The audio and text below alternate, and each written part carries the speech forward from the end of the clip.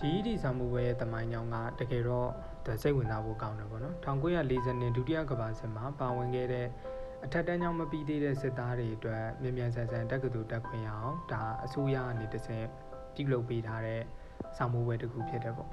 ဒီလိုမျိုးအစိုးရအနေပြုလုပ်ပေးတဲ့ GED စာမှုပွဲဆိုတဲ့အခွင့်အရေးကြောင့်စစ်ပွဲမှာပါဝင်ခဲ့တဲ့ငယ်ရွယ်တဲ့စစ်သားတွေကဒါအချိန်တူတူအတွင်းမှာတက္ကသိုလ်တက်ခွင့်ရသွားခဲ့တယ်ပေါ့နော်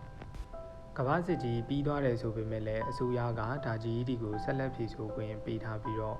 အခုဆိုရင်နိုင်ငံတကာလူငယ်တွေပေါ့နော်မြန်မာနိုင်ငံအပါအဝင်အိုက်ကလူငယ်တွေကဒါ GED ကိုဖြည့်ဆို့ပြီးတော့နိုင်ငံခြားမှာတက္ကသိုလ်တက်ခွင့်ရတယ်ပေါ့နော်ဒါကြောင့်လူငယ်တန်းပေါင်းများစွာအတွက်လည်းတက္ကသိုလ်တက်ဖို့အခွင့်အလမ်းတစ်ခုအနေနဲ့အခုထိရှိသေးတယ်ပေါ့GED ရဲ့အောင်လက်မှတ်ကကြတော့သူကအထက်တန်းပြီးမြောက်ကြောင်းလက်မှတ်ဖြစ်ပြီးတော့သူများသောအားဖြင့်16နှစ်ပြည့်မှပဲလက်ခံတာမျိုးပေါ့နော်ဒါပေမဲ့16နှစ်အောက်ဆိုလဲ GED ဖြည့်ထားလို့ရတယ်ပေါ့တကယ်လို့16နှစ်အောက်က GED ဖြည့်မယ်ဆိုရင်မိဘရဲ့ consent letter လေးတင်ပြီးတော့ဖြည့်ပေးရမှာမျိုးဖြစ်တယ်ပေါ့ GED အောင်ထားတဲ့သူတွေက United States US အပါအဝင် GED လက်ခံတဲ့တက္ကသိုလ်တွေမှာ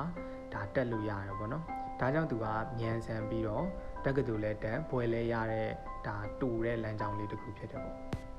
အဲ့တော့ကျွန်တော်သင်တန်းဖြစ်တဲ့ English with Sky မှာဆိုရင်လည်းလာမယ့်လပေါ့နော်နိုဝင်ဘာလဒါမှမဟုတ်ရင်လည်းဒီဇင်ဘာလအတွင်းမှာ